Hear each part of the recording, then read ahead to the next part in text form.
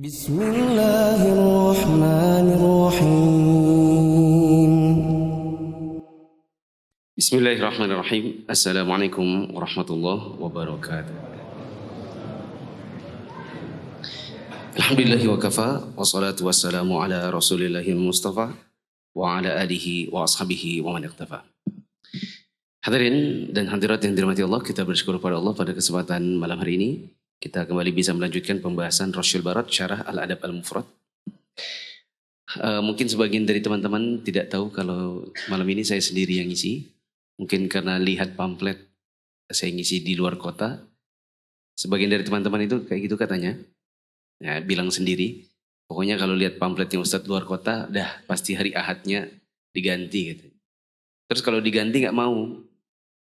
Malas katanya kalau diganti. Karena tidak terbiasa. Ya, ini berulang kali saya sampaikan.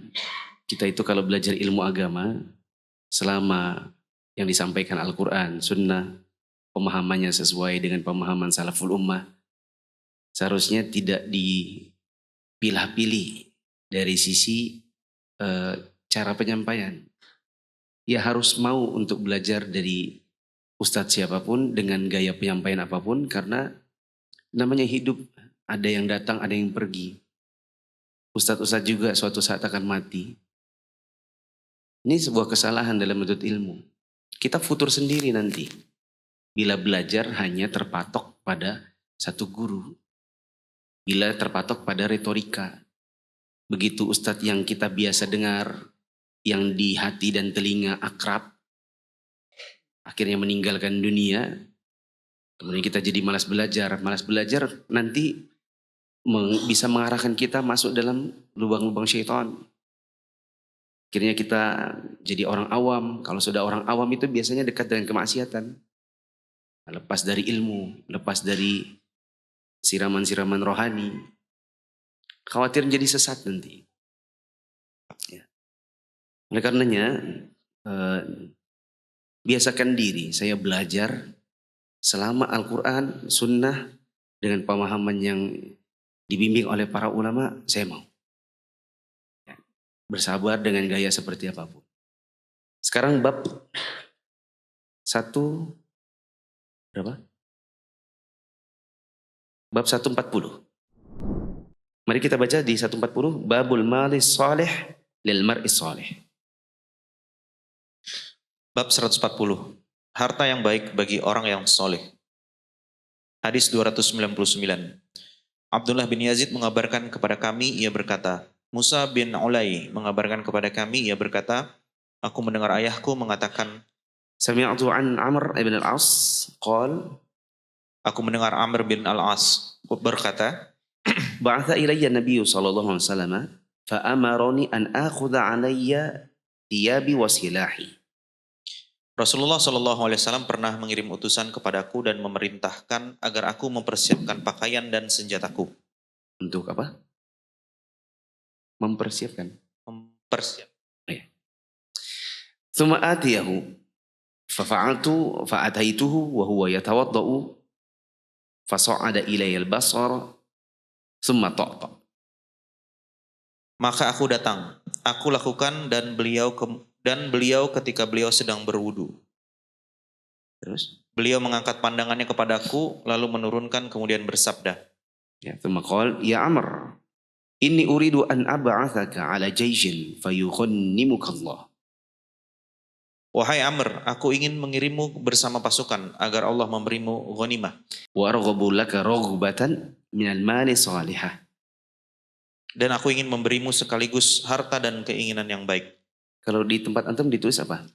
Wa arghabu laka raghbatan minal mali salihatan atau apa? Minal mali, malnya pakai alif lam atau tidak? Alif lam. Berarti minal mali solihatin.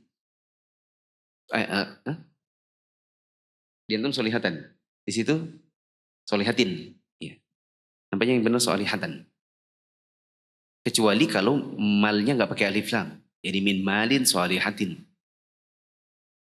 Atau minal mali as-solihati. Tapi kalau di situ nggak ada alif lam di solihatin, berarti minal mali solihatan. Terus qultu inni lam uslim raghbatan minal mal. Innama aslamtu raghbatan fil islami fa akunu ma'a Rasulillah sallallahu alaihi wasallam. Lalu aku menjawab, aku masuk Islam bukan karena menginginkan harta. Aku masuk Islam karena suka kepada Islam dan aku lalu bersama Rasulullah Sallallahu Alaihi Wasallam. Faqala ya Amr, ni'mal malu salihu lil mar'i salih. Beliau lalu bersabda, wahai Amr, sebaik-baik harta adalah untuk orang yang soleh. Jemaah yang dirahmati Allah, di bab 140 Al-Imam Al-Bukhari meletakkan bab tentang keutamaan apabila memiliki harta yang baik dan itu diberikan atau dimiliki oleh orang yang baik. Harta yang baik bagi orang yang saleh.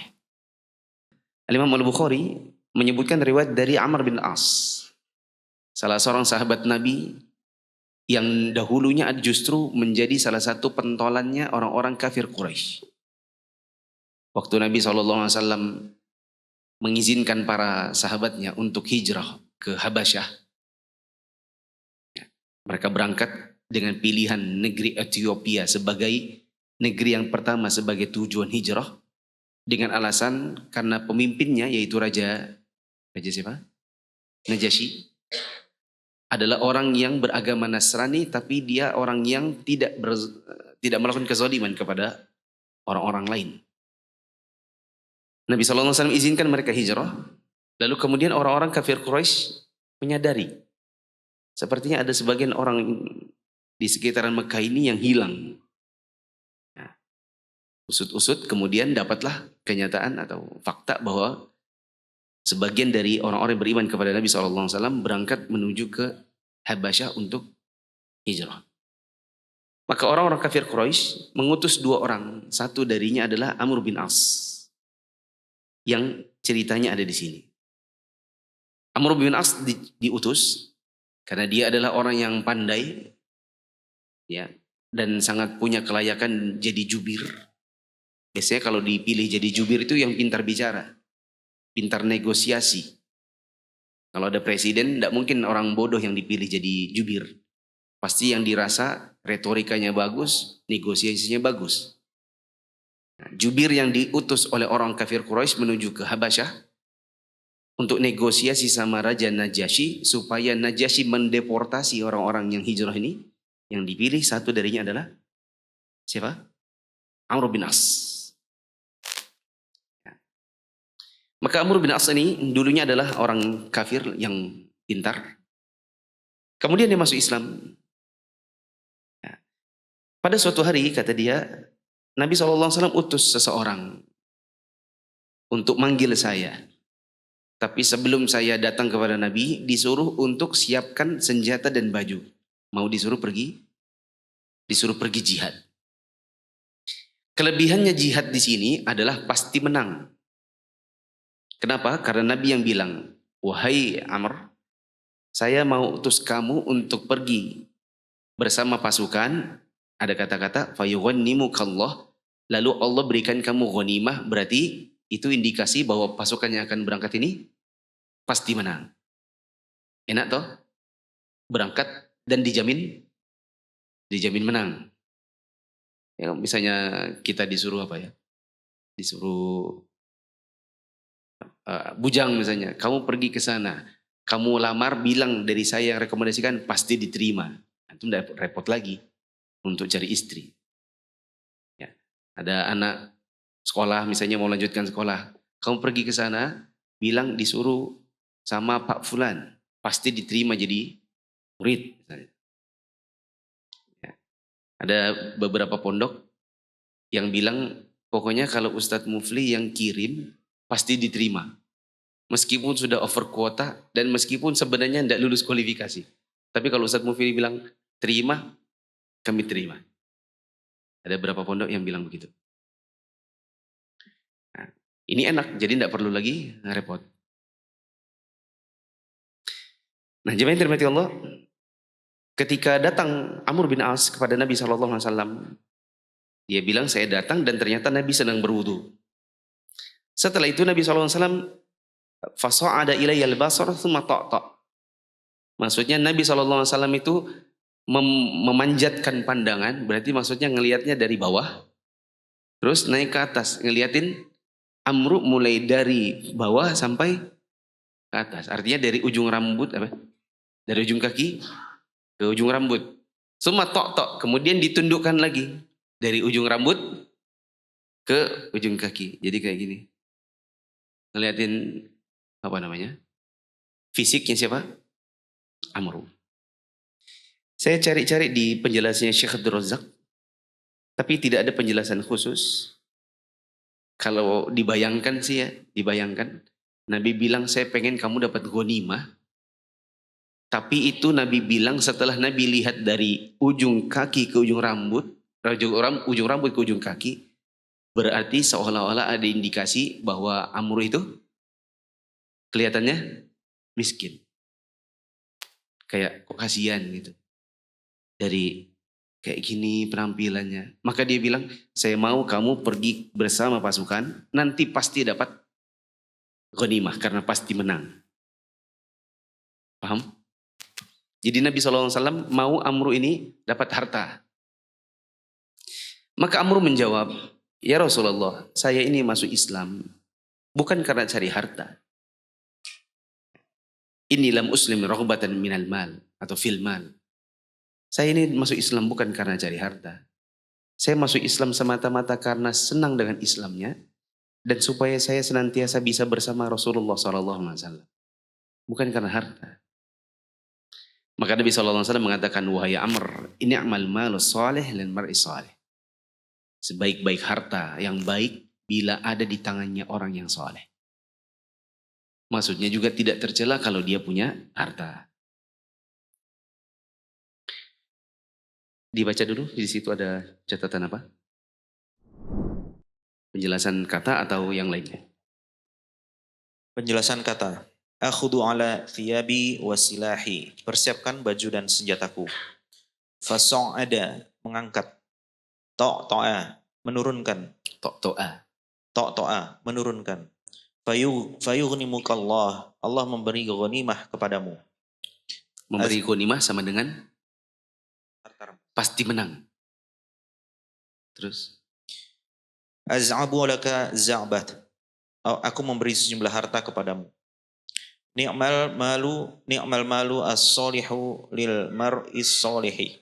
Sebaik-baik harta yang halal bagi seseorang adalah yang ia infakkan untuk memenuhi kebutuhan dirinya, lalu untuk memenuhi kebutuhan keluarga dan kerabat yang miskin, kemudian untuk digunakan dalam berbagai amalan baik yang lain. Nah, terus? Kandungan hadis. 1. Dalam hadis ini terdapat isyarat akan ketangkasan militer serta keteguhan watak dan pengalaman yang dimiliki oleh Amr bin Al-As radhiyallahu anhu. Makanya Nabi SAW utus dia. Terus? 2. Pemberitaan Nabi SAW melalui wahyu dari Allah Azza wa Jal bahwa tentara Islam yang dipimpin oleh Amr bin Al-As akan memperoleh kemenangan dan harta ghanimah yang banyak. Ya. Karena kalau bukan dari wahyu, ya Nabi tidak tahu. Nabi SAW tidak tahu perkara yang gaib kecuali sebatas yang diberitahu oleh Allah. Kalau ada yang berkata Nabi itu tahu perkara gaib, maka dia salah. Karena Nabi SAW memang tidak tahu perkara gaib. Kecuali, apa tadi? Kecuali yang Nabi diberitahukan atau diwahyukan kepadanya. Bukti bahwa Nabi SAW tidak tahu perkara gaib, Nabi SAW menggunakan baju perang. Itu sebagai antisipasi, siapa tahu kena senjata lawan. Ya. Nabi SAW terkena senjata lawan di perang Uhud. Ya, hingga tanggal giginya. Itu menunjukkan Nabi SAW tidak tahu perkara yang gaib. Karena kalau tahu pasti Nabi akan ya memposisikan diri tidak di tempat beliau terluka. Terus? 3. Keinginan Amr bin Al-As untuk tetap tinggal di sisi Rasulullah SAW, akan tetapi Rasulullah SAW memuliakannya dengan mengutusnya berjihad di jalan Allah. 4. Persaksian Nabi SAW bahwa Amr bin Al-As adalah seorang laki-laki yang soleh. Betapa agung persaksian tersebut. Boleh ditambah dekat situ? Ketika Nabi SAW mengatakan ni'mal malus salih, sebaik-baik harta yang baik atau harta yang saleh, maka butuh tahu apa itu harta yang soleh. Boleh dicatat dekat situ. Harta yang soleh adalah satu, zatnya halal. Zatnya halal.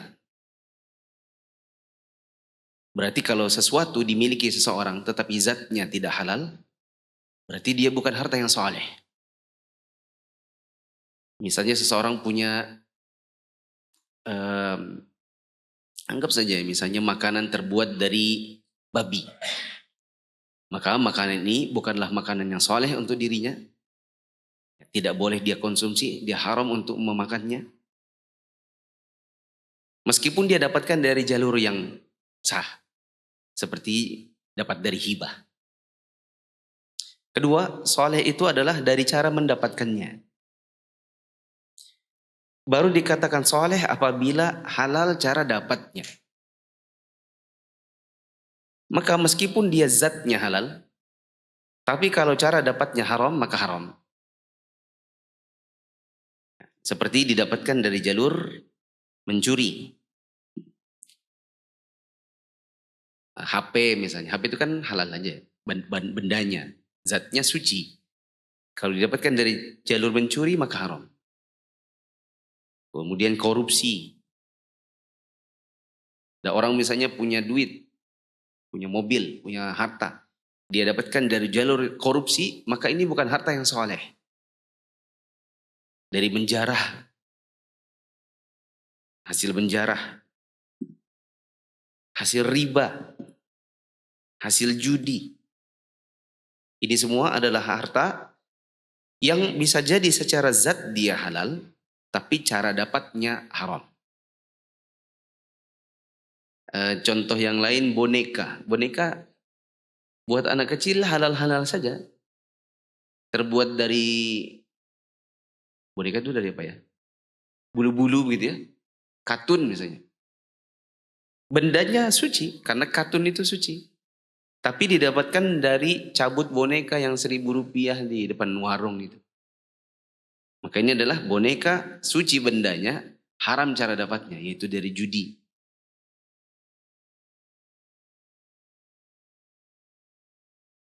Kemudian yang ketiga, dipakai untuk yang mubah. Apalagi untuk ibadah.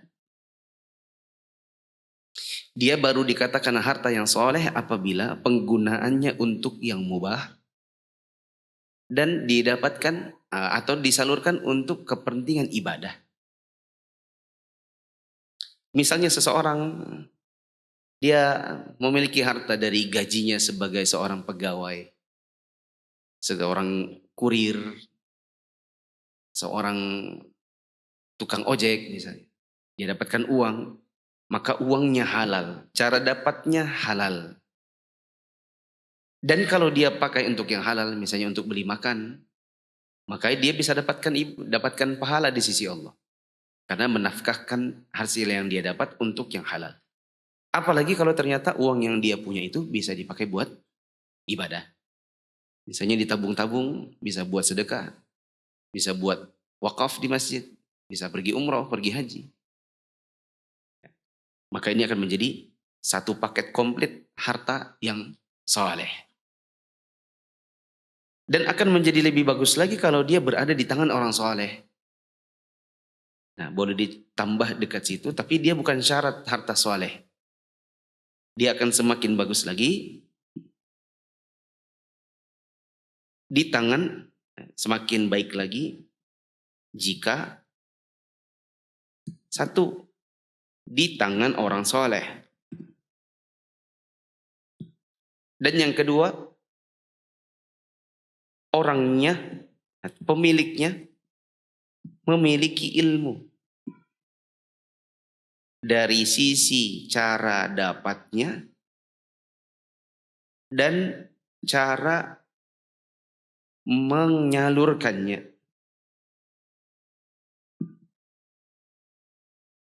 Kalau syarat untuk dikatakan harta soleh nomor 1, 2, 3 saja.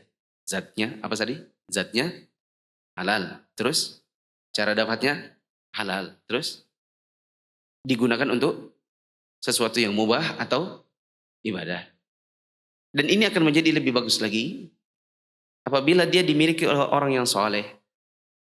Karena orang yang soleh insya Allah dia tidak akan menyalurkan hartanya untuk kepentingan yang haram. Dan lebih bagus lagi apabila pemiliknya itu memiliki ilmu. Karena kalau dia punya ilmu, insya Allah dia akan dia akan dapatkan itu dengan jalur yang baik. Dan dia tahu cara mengelola harta yang dia punya untuk jalur yang baik juga.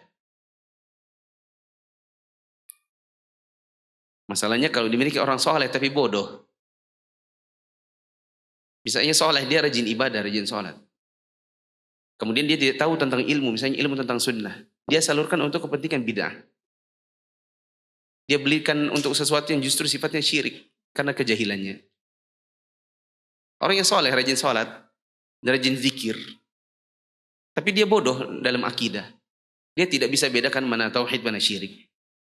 Dipakainya untuk beli sesuatu yang untuk ngusir setan. Harta yang dia punya halal, pisang, ketan, telur rebus, itu halal ya. Didapatkan dari jalur yang halal, dia jual beli.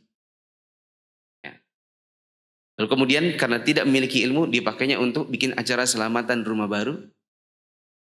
Lalu nampannya ditaruh di ruang kosong dengan alasan dalam rangka untuk mengusir jin yang ada di situ.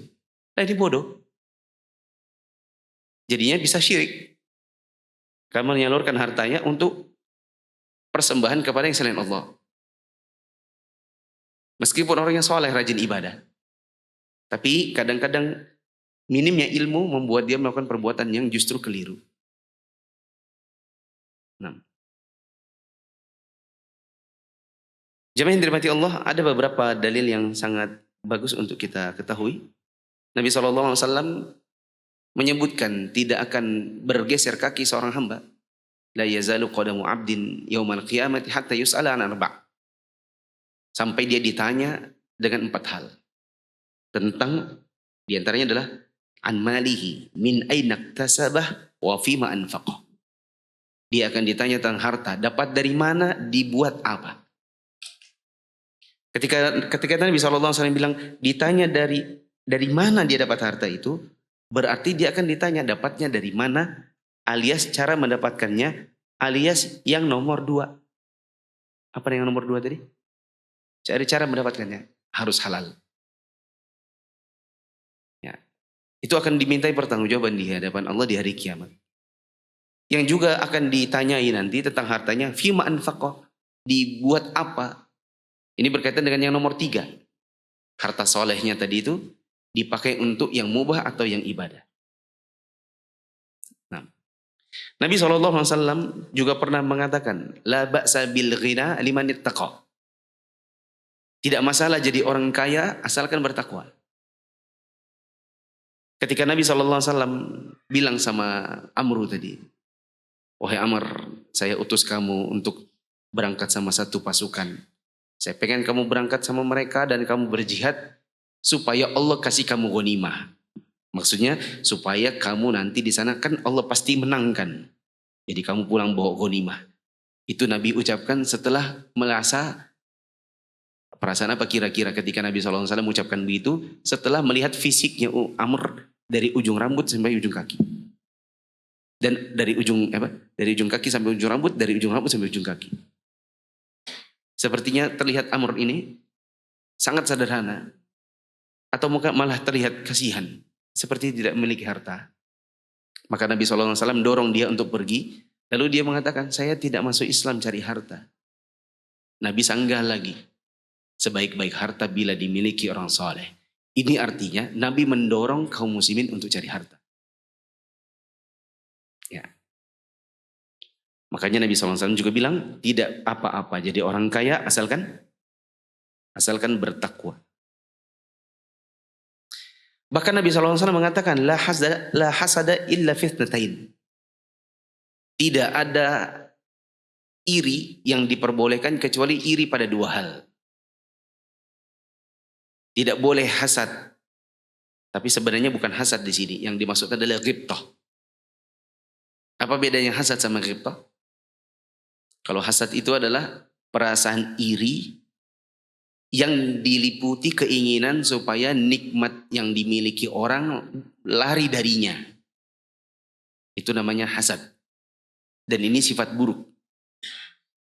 Adapun hasad yang baik disebut dengan ghibtah.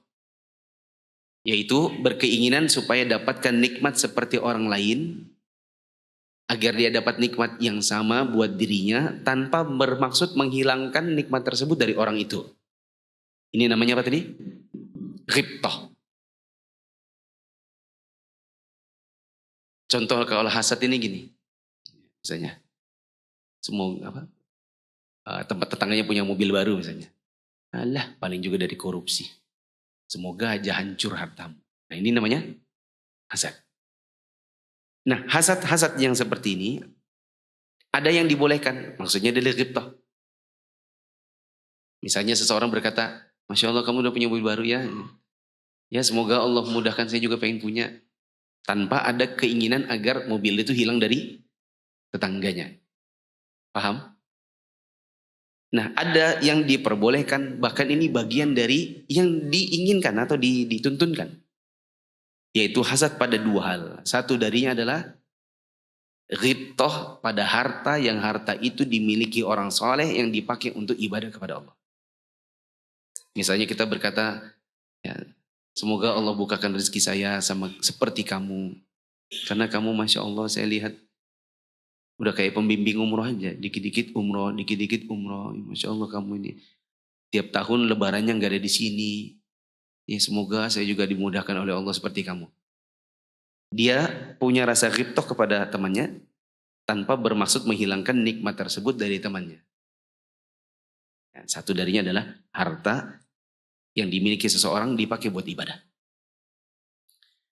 Nah, adapun berkaitan dengan yang nomor 5, apabila seseorang itu memiliki harta yang soleh dan dia berilmu, ini tergambar dari doa yang diajarkan Nabi SAW yang kita baca kalau pagi-pagi. Allahumma inni as'aluka ilman nafi'a wa rizqan thayyibah. Terus wa amalan muttaqabbala. Yang duluan di situ harta atau ilmu. Coba Allahumma inni as'aluka. Ya Allah aku minta kepada engkau. Apa? Ilman nafi'an, ilmu dulu. Terus rizqan thayyibah, harta. Maka didahulukan ilmu daripada harta. Ini menjadi pendukung yang nomor 5. Yaitu semakin bagus lagi apabila seseorang itu memiliki ilmu. Ilmu dari cara mendapatkan dan ilmu dalam menyalurkan harta yang dia punya. Tanpa ilmu, harta cepat habis. Apabila seseorang jadi pewaris, zaman sekarang ada istilah pewaris perintis. Apabila ada orang jadi pewaris harta orang tuanya. Kalau tanpa ilmu, maka dia akan warisi harta itu cepat habis. Mungkin aja butuh waktu hitungan bulan, hitungan tahun. Harta yang dimiliki dari orang tuanya akan hilang. Saya pernah ketemu langsung dengan kasus keluarga yang seperti ini. Dia bilang ayah saya itu adalah seorang anak kaya raya di kotanya dulu. Tapi karena kaya raya tidak terbiasa dia bekerja. Dahulu hanya taunya minta. Terus bapaknya juga kasih. Kasihan anak, kasih. Apa anak minta, kasih. Jadi anaknya senantiasa apa yang dia mau pasti ada. Membuat dia tidak mau belajar dan tidak mau kerja. Begitu ayahnya wafat, aset-aset perusahaan dijual. Nah, dia makan dari situ dan yang cuma dijual, tidak dikelola lagi, tidak memiliki ilmu cara mengelola perusahaan yang ada, maka perusahaan pun hilang, harta hilang, habis dan sudah jatuh miskin. Begitu.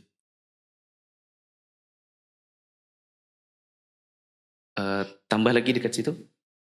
Di sini ada faedah yaitu tentang zuhud. Tentang zuhud.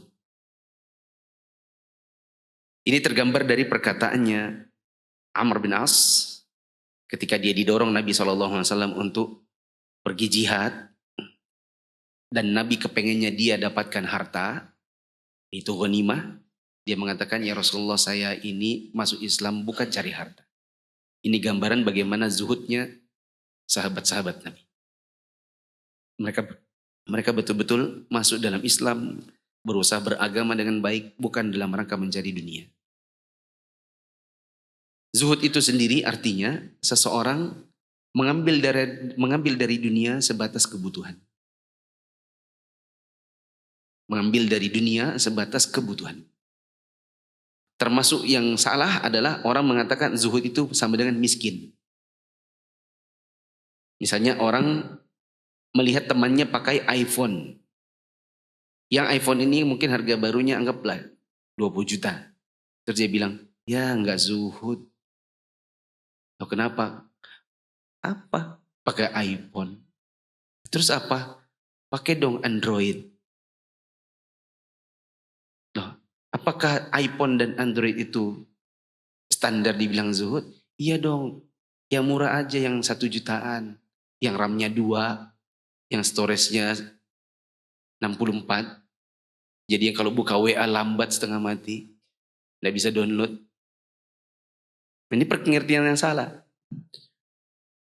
Ada orang mengatakan, saya punya ustadz, tapi ustadz itu nggak zuhud. Soalnya kemana-mana roda 4. Apakah zuhud itu berarti apa? Sepedaan.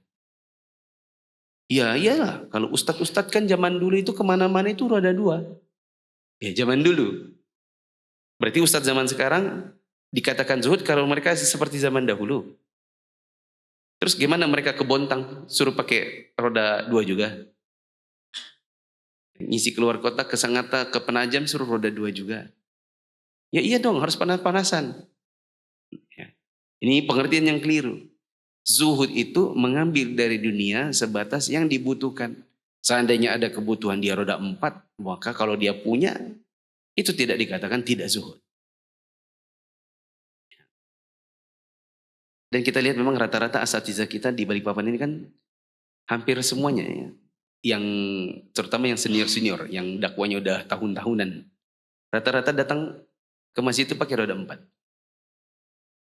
Apakah mereka sok kaya? Ataukah mereka ini tidak zuhud? Ya, ini penilaian terburu-buru kalau ada yang mengatakan begitu. Karena guru-guru kita nih ada juga yang istrinya 2. Cuman tidak ada yang tahu aja. Anaknya berapa? Apa mau disuruh pakai motor juga? Kalau anaknya 7, suruh pakai roda 2. Sama istri 2, bagaimana? Belum lagi dia masih punya orang tua, lansia, yang dia tanggung hidupnya. Kayak apa kemana-mana, kalau mau ke rumah sakit, kemana. Terus suruh roda 2 juga gitu. Ya. Sebagian asatidzah kita ada yang tidak mau merepotkan ikhwah. Kalau diundang ngisi di pedalaman, atau daerah yang jauh, ke Handil, ke sana, kemari. Supaya tidak merepotkan ikhwah yang lain, dia cari teman saja di perjalanan. Tapi roda apa? Tapi kendaraannya tetap punya dia. Supaya bensinnya tidak memberatkan orang. Supaya tidak disopiri dengan mobil orang. Maka itu tidak masalah. Bahkan Nabi SAW dorong Amru supaya punya harta. Wallahu a'lam bishawab. Bab 141, babu man asbaha aminan fi sirbih. Bab 141, orang yang aman di tempatnya. Hadis nomor 300. Bishr bin Marhum mengabarkan kepada kami, ia berkata, Marwan bin Muawiyah mengabarkan kepada kami dari Abdurrahman bin Abi Shumailah al-Ansari al-Qubai. An Salamata ibn Ubaidillah ibn Mihsan al-Ansari. An abihi, anin Nabi SAW qala. Dari Salamah bin Ubaidillah bin Mihsan al-Ansari, dari ayahnya dari Nabi SAW, beliau bersabda, Man asbaha aminan fi sirbih, mu'afan fi jasadih, indahu ta'amu yaumih, faka'annam hizatahu dunya. barang siapa di pagi hari dalam keadaan aman di tempat tinggalnya, diberi kesehatan pada tubuhnya, dan ia memiliki makanan pada hari itu, maka seolah dunia terhimpun dan diberikan kepadanya. Di bab 141, Imam Al-Bukhari meletakkan salah satu dari yang sangat penting untuk kita pahami dalam kehidupan kita, yaitu tentang orang yang asbah amin fi sirbi. Bangun di pagi hari kondisinya aman. Ya, meskipun tidak kaya. Aman meskipun sederhana. Bagaimana kalau ada orang bangun kaya raya tapi tidak punya rasa aman? Ada ancaman pembunuhan. Kemudian ada tinggal di negeri yang di sana banyak peperangan. Meskipun dia punya istana, meskipun dia punya mobil banyak, rumah besar, tapi kalau tidak punya rasa aman, maka itu semua tidak ada manfaat. Nabi SAW mengatakan, Man asbaha amina fi sirbi, mu'afan fi jasadih, indahu ta'amu yaumi. Tentang orang yang bangun di pagi hari dalam kondisi merasa aman, tentram. Apalagi dia bangun dalam kondisi badannya sehat. Dan di hari itu dia punya cukup makan, yaitu makan yang cukup di hari itu. Meskipun tidak berkelebihan. Maka dia seperti orang yang terbentang untuknya dunia. Seluruh dunia dia punya. Kita bandingkan dengan orang yang misalnya tinggalnya di Grand City. BDI lah. Ya. BDI kan juga rumahnya mahal-mahal ya. BDI, BB, Grand City. Apa yang di samping sana itu yang ada kuda-kudanya itu? Harga rumahnya 3 miliaran itu. Citra. Sepingan Pratama. Pokoknya perumahan-perumahan yang rumahnya gede-gede misalnya. Dan dia salah satu penghuninya. Tapi di HP-nya itu banyak chatting-chatting. Awas saja kalau kamu keluar rumah. Ya. Pokoknya kalau kamu keluar rumah, tunggu saja. Selesai. Misalnya begitu. Apa yang dinikmati dari rumah besar? Cuman buat jadi tempat kerangkeng saja jadinya. Karena dia tidak bebas untuk keluar rumah. Ya. Kalau begitu mending tinggal di rumah-rumah sederhana. Keluar-keluar nyaman, aman. Ya. Kemudian kalau seandainya kita bayangkan ada orang tinggal di perumahan komplek besar. Rumahnya besar, tapi sakit-sakitan. Ranjangnya itu king coil. Apa ya? King coil ya? Apa namanya? King coil kan? Ranjang termahal itu. Nyaman. Kasurnya Masya Allah. Gitu. Berapa belas juta itu kasur tak. King coil. Tapi buat berbaring dalam kondisi diinfus. Dalam kondisi BAB di celana. BAB di tempat. Apa manfaatnya dari king coil itu? Termasuk juga orang yang tidak punya makanan di hari itu. Tapi kalau kita sudah punya ini semua. Seandainya kita hidup aman tentram di Indonesia. Tidak ada demo. Kita tidak tinggal di tempat-tempat yang di sana banyak kerusuhan. Apalagi ada daerah di Jawa sana. Yang dianggap sebagai daerah yang dibilang desa orangnya maling melulu gitu. Ada saya lihat di internet. Yang penghuninya itu banyak maling di situ. Di mana ada tempat maling, malah penduduknya satu dengan yang lain saling menginformasikan. Bahkan bikin grup. Di sana ada tempat, ayo kita maling. Malingnya bareng satu kampung tukang maling semua. Ya. Kita tidak rasa aman untuk tinggal di dekat sana. Punya harta sedikit bisa hilang. Maka kalau kita dibentangkan oleh Allah kehidupan yang nyaman dengan keamanan, sehat, walhamdulillah, tidak ada sakit. Kalaupun ada sakit-sakit kecil saja, cuman jari jemari sedikit, ada asam urat dikit-dikit lah. Kepala sedikit-sedikit tegang karena kolesterol, sedikit aja misalnya. Ya. Tapi alhamdulillah bisa mana-mana, gitu. Bisa jalan-jalan sama anak, healing-healing sampai hilang. Ya. Maka itu sudah cukup, ya. Sudah nyaman hidup. Azan dulu. Allahu Akbar, Allahu Akbar. Allahu Akbar, Allahu Akbar. Asyhadu an la ilaha illallah.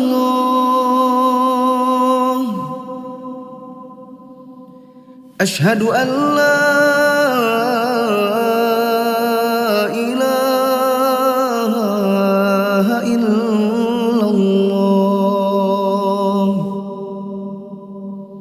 Asyhadu anna Muhammad رسول الله أشهد أن محمد رسول الله حي على الصلاة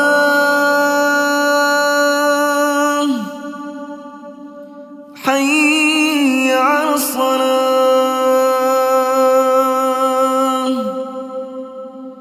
حي على الفلاح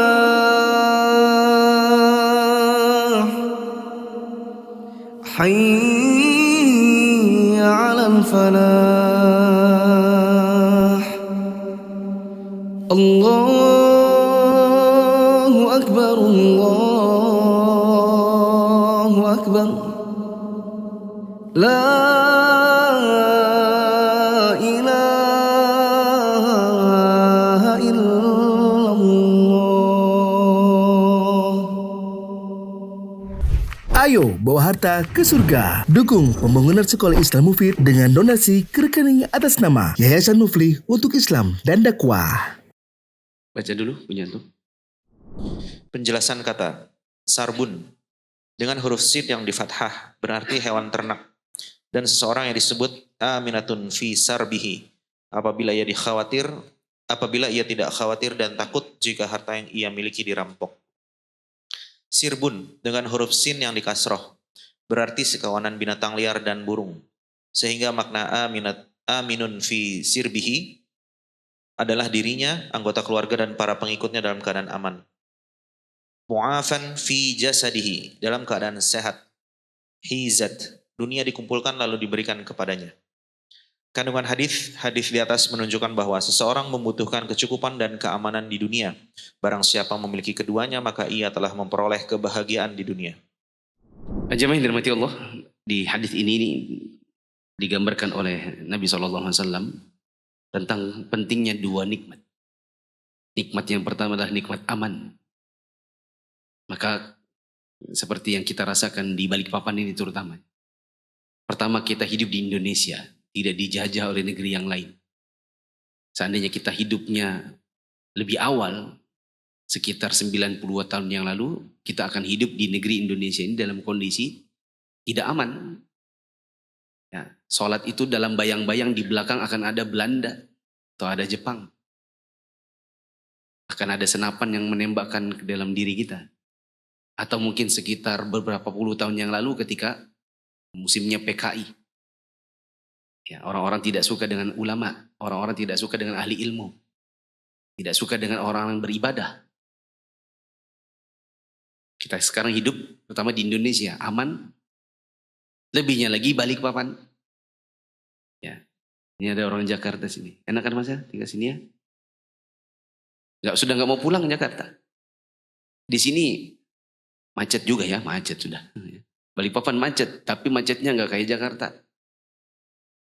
Di sini orang ya hidup tidak seperti kita di sini jam 11 malam keluar dari ATM pegang HP. Ada rasa takut? Ya, orang tinggalkan tas dalam mobil. Secara umum orang tidak rasa takut, tapi kalau di sebagian daerah seperti di Jakarta sana, orang takut-takut sampai begal. Maka di Balikpapan ini kita hidup tenang, nyaman. Oleh karenanya harus dijaga. Jaganya dengan satu tauhid. Menjaga dengan tauhid. Karena aman itu adalah hadiah dari Allah untuk orang yang bertauhid. Kata Allah Subhanahu wa taala di surat An-Nur ayat 55, wa'adallahu alladhina amanu minkum wa 'amilus solihati la yastakhlifannahum fil ardi kama istakhlafa alladhina min qablihim wa la yumakkinanna lahum dinahum alladhi irtadha lahum wa la yubaddilannahum min ba'di khaufihim amna. Allah berjanji kepada orang yang beriman, beramal soleh, akan dikasih ini, dan seterusnya sampai Allah mengatakan rasa takutnya diganti jadi aman. Berarti ada rasa aman. Nikmat aman Allah kasih. Tapi Allah kasih syarat. Kata Allah Ta'ala, ya'budunani la yusyrikuna bi syai'a. Asalkan mereka itu senantiasa menyembahku saja dan tidak melakukan perbuatan syirik dengan sesuatu apapun. Maka cara menjaganya adalah pertama tauhid. Yang kedua, jangan sampai melakukan perbuatan-perbuatan yang membuat Allah cabut rasa aman. Atau Allah murka lalu Allah timpakan azab. Ada salah satu daerah di Jawa sana, ya, pernah ada masanya sekitar tahun 19 mungkin 50-an awal. Di sana satu kampung orang suka melakukan yang mereka bilang kearifan lokal. Yaitu ronggeng-ronggeng, perempuan-perempuan buka aurat, nari-nari depan laki-laki di sawer. Yang sebagian dari mereka melanjutkan itu bukan hanya di tempat mereka saweran, lanjut kepada tempat perzinahan. Lalu orang-orang di sana diam. Sebagian dari mereka memang tidak mengikuti, tapi juga tidak mengingkari. Ya. Lalu kemudian Allah timpakan kepada mereka sepenggal dari satu gunung di dekat daerah itu, dipecahkan oleh Allah di malam hari, dalam satu kegelapan malam, dipotong itu setengah gunung, di pagi hari orang lihat gunung itu hilang setengah. Antum bayangkan tumpeng itu hilang ujungnya, lalu ujungnya itu numplek di daerah tempat ronggeng-ronggeng itu. Ya, satu desa tuh habis semua orang. Nah ini Allah hilangkan rasa aman kepada mereka karena kemaksiatan. Di antaranya perzinahan yang merajalela. Maka kalau kita lihat di Balikpapan ada orang, misalnya kok naga-naga perzinahan, itu harus ngomong kitanya supaya kita aman semua. Kata Allah Ta'ala, wattaqu fitnatan la tusibanna alladhina zalamu minkum khassah. Hati-hati dari azab Allah yang bisa jadi ditimpakan kepada orang, bukan cuma kepada yang zalim saja. Kepada yang tidak zalim pun bisa jadi ditimpakan. Balikpapan ini aman, tapi kalau kita lihat misalnya ada muda-mudi kumpul-kumpul. Ya, misalnya kayak di dekat SMP berapa yang di dekat, di bawahnya HER 1 itu. Ada kan dulu Melawai 2 namanya. Ada SMP dekat situ. Mau nanjak ke arah HER 1. Banyak anak-anak di situ muda-muda. Tengah malam di atas motor. Cewek cowok. Nah, kalau ada yang lewat situ, tegur mereka, bilang pulang. Banyak setan nanti di sini. Ya. Apalagi di situ banyak anak masih SMP SMA lah. Jangan bilang bukan anak saya. Iya itu bukan anak saya, tapi kotanya kota kita. Kemudian di sini ada manfaat tentang sehat. Tidak usah dijelaskan manfaat sehat. Yang jelas kalau kita sehat, ibadah itu kita bisa kerjakan dengan mudah. Kalau kita tidak sehat, sholat tidak nyaman. Kalau kita tidak sehat, kita tidak bisa mengerjakan ibadah fisik seperti haji, umrah dan lainnya. Makanya Nabi SAW ajarkan kepada kita doa. Nah ini doanya. Doa yang insya Allah teman-teman sudah hafal lah. Kalau sering zikir pagi. Zikir pagi petang malah. Coba sama-sama kita doa. Allahumma inni as'aluka al-afiyah. Terus. Fid dunya wal akhirah. Terus. Allahumma inni as'aluka al-afwa wal afiyah. Fi dini wa dunyaya. Wa ahli wa mali. Allahumma astur awrati. Wa amin rawati. Allahumma fadni min baini yadayya wa min khalfi wa an yamini wa an shimali wa min fawqi wa a'udzu bi'adzabatika an ughtala min tahti. Zikir pagi petang, rutinkan. Doanya di dalam sini ada kata-kata ya Allah berikan kepadaku kesehatan. Saya sering kali kalau diundang keluar kota, kebetulan kota itu misalnya bapak dan mama saya tidak pernah ke sana, saya suka bawa dengan biaya sendiri. Suka banyak yang bilang gini, berapa usianya bapak itu? Nah 75 ya. Kayak masih kuat ya Ustaz ya. Alhamdulillah. Mudanya dulu suka olahraga. Dan tuanya suka zikir pagi petang. Demikian kurang lebih mohon maaf. Subhanakallahumma wa bihamdika asyhadu an la ilaha illa anta astaghfiruka wa atubu ilaik. Assalamualaikum warahmatullahi wabarakatuh.